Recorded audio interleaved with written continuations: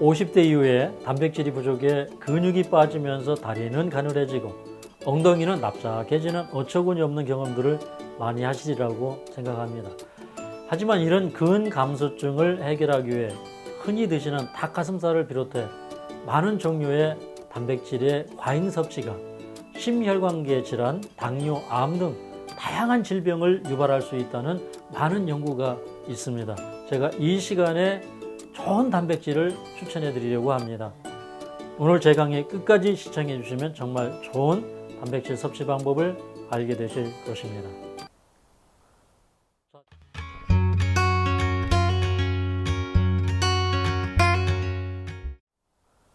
자, 지금부터 노년의 근감소증을 해결하고 더불어 질병을 예방하는 좋은 단백질을 추천해 드리겠습니다. 나이가 들어갈수록 육류 섭취를 통해 단백질을 보충하려고 하는 분들이 많으신데요. 오늘 제 강의를 들으시면 깜짝 놀라실 겁니다.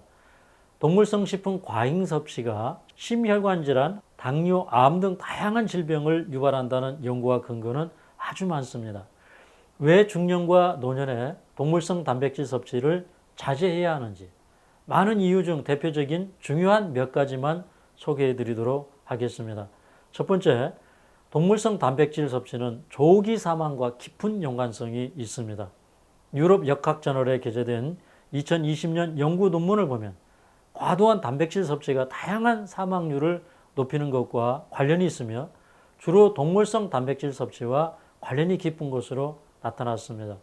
두 번째, 동물성 단백질은 대장암과의 연관성에 관련된 연구가 아주 많습니다.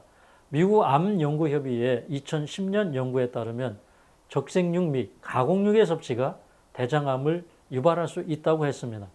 육류에 함유된 질산염, 아질산염, 헤테로사이클릭 아민과 깊은 연관이 있는 것으로 나타났습니다. 세 번째, 과도한 육류 섭취는 당뇨병과 같은 만성질환을 유발할 수 있습니다. 육류는 포화지방과 콜레스테롤의 주요 공급원이 되고 비만, 당뇨병 등의 만성질환을 유발합니다. 2004년 미국 당뇨협의회에서는 흥미로운 연구를 했습니다. 심혈관 질환, 암, 당뇨가 없는 45세 이상의 중년 여성을 대상으로 연구를 진행했을 때 동물성 단백질인 햄철의 섭취가 제2형 당뇨병의 발병 위험을 높인다는 것을 발견했습니다. 네 번째, 동물성 단백질 섭취는 혈관에 지방이 축적되면서 심혈관 질환의 위험을 증가시킵니다. 다섯 번째, 육류 섭취는 소화장애를 악화시킵니다. 나이가 들수록 소화 기능이 현저하게 떨어져 소화장애가 생기는 일이 흔하게 발생합니다. 2018년 소화 시뮬레이션 연구에 따르면 노인과 같이 저장 능력이 떨어지고 염산분비가 적게 되고 또 위장 운동 기능이 저하되는 상황에서는 단백질 소화율이 급격하게 떨어져 극단적인 경우에는 위에서의 소화율이 제로에 가까워지는 것으로 나타났습니다. 그래서 나이가 들면 들수록 음식을 꼭꼭 씹어 드시는 것이 좋고 소화하기 어려운 동물성 단백질 식품은 최대한 멀리 하시는 것이 좋습니다. 이 외에도 중년, 노년의 동물성 단백질 섭취는 신장 기능을 저하시키고 노화를 촉진하며 골다공증과 치매를 유발할 수 있습니다. 고기 위주의 식단은 철저히 득보다 실이 많기 때문에 최대한 과일과 채소 위주의 식단을 통해 부족한 영양을 보충하시는 것이 훨씬 건강에 이롭습니다. 그렇다면 노년 중년층의 근감소증을 안전하게 해결하고 건강에 더 좋은 단백질은 어떤 것이 있을까요? 여러분, 밭에서 나는 고기가 무엇인지 아십니까? 바로 콩입니다. 동물성 단백질보다는 식물성 단백질인 콩을 섭취함으로써 안전하게 단백질을 보충하실 수 있습니다. 미국 의학협회 저널에 게재된 2016년 이 논문에 따르면 높은 식물성 단백질 섭취는 심혈관으로 인한 사망률을 비롯한 모든 원인의 사망률을 감소시켰습니다. 연구원은 동물성 단백질을 식물성 단백질로 대체하는 것은 사망률 감소와 관련이 있어 단백질 공급원 선택이 아주 중요하다고 덧붙였습니다. 또한 노인의 단백질 섭취에 따른 근육 합성 정도가 젊은 층에 비해 떨어지기 때문에 흡수 잘 되는 단백질을 먹어야 근육 합성에 관여하는 정도도 높일 수가 있습니다. 미국 식품의약국의 단백질 소화 흡수율에 따르면 발효한 콩 단백질은 소화 흡수율이 최고에 이른다고 했습니다. 소고기보다 높은 수치를 보입니다. 콩은 익혀 먹으면 체내 흡수율이 60% 정도입니다. 그래서 단백질은 콩만 잘 드셔도 부족하지 않다는 결론이 나옵니다. 콩에는 단백질이 다량으로 들어있습니다.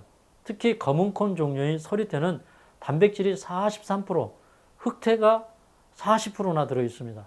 흑태는 40%나 들어있습니다. 고기보다 훨씬 높은 수치입니다. 닭가슴살은 35%인데 닭가슴살보다 콩이 더 많은 단백질을 함유하고 있습니다. 그리고 노란 콩인 백태와 대두에는 36%에서 40% 정도의 단백질이 들어있습니다. 그런데 저분자 공법으로 발효한 발효콩 단백질은 흡수율이 95%나 됩니다. 청국장 같은 발효콩도 흡수가 아주 잘 됩니다. 발효콩은 소화 능력이 약한 사람에게도 쉽게 소화할 수 있는 미세한 아미노산 분자로 이루어져 있기 때문에 흡수율이 아주 뛰어납니다. 콩을 발효시키면 발효 전보다 필수 아미노산 함유량이 평균 10.5배 높아집니다. 특히 근육을 합성하고 촉진하는데 가장 대표적인 아미노산이 류신인데 류신이 32배 정도 높아집니다. 류신은 단백질을 이루는 총 20여 종의 아미노산 중에 근육 형성에 가장 중요한 성분입니다. 류신이 근육 단백질 합성을 증대시키기 때문에 류신은 노년의 근육량 증대를 위해서 꼭 필요합니다. 그러면 발효콩, 청국장 같은 걸 많이 드시면 근육이 많이 생깁니다. 콩을 통해 안전하고 우수한 단백질을 섭취하시고 유산소 운동과 함께 근력 운동을 수시로 해주시면 근감소증은 크게 걱정할 필요가 없으리라고 생각합니다. 그리고 두 번째 아주 좋은 음식은 현미입니다. 현미 100g에는 9g 정도의 단백질이 들어있습니다. 계란보다 조금 못하게 들어있는 것입니다.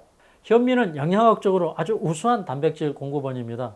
한국식품영양과학학회지의 논문에 따르면 일반인은 쌀을 통해 단백질의 19%를 공급받고 있는 것으로 나타났습니다. 그런데 콩이나 밥을 좋아하지 않는 분들은 어떻게 하면 좋을까요? 걱정 안 하셔도 됩니다. 실제로 대부분의 사람은 단백질 흡수가 부족합니다. 그래서 저는 식사하실 때마다 햄프시드를 한 수저씩 드시라고 권해드리곤 합니다. 햄프시드는 30%가 아미노산이고 양질의 필수 아미노산이 모두 들어있습니다. 그리고 다음으로 추천해드리고 싶은 음식이 호박씨입니다. 호박씨에는 19% 정도의 단백질이 들어있습니다. 그리고 마지막으로 제일 좋은 단백질이 있습니다. 스피루리나, 클로렐라 이런 것들은 단백질이 50에서 60%가 들어있습니다. 스피루리나는 세포벽이 파괴되어 나오기 때문에 흡수가 정말 잘 됩니다. 뿐만 아니라 비타민과 미네랄이 완벽하게 들어있어서 영양이 급하게 필요한 몸이 아주 약하신 분들에게 정말 좋은 식품입니다. 한 번은 우울증에 걸린 40대 여자분이 계신데 이분은 어떤 걸 먹어도 몸이 회복이 안 돼요. 제가 그래서 이 스피루리나를 추천해 드렸더니 그걸 드시고 몸이 급속하게 회복되는 것을 보게 되었습니다. 스피루리나 햄프시드는 종류가 아주 많기 때문에 좋은 제품을 잘 선별해 드셔야 하겠습니다.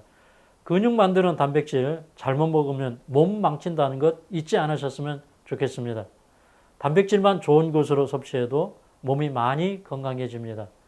여러분 건강하시고 행복하시기 바랍니다. 제 강의가 도움이 되셨다면 좋아요, 구독, 알림 설정 부탁드립니다. 감사합니다.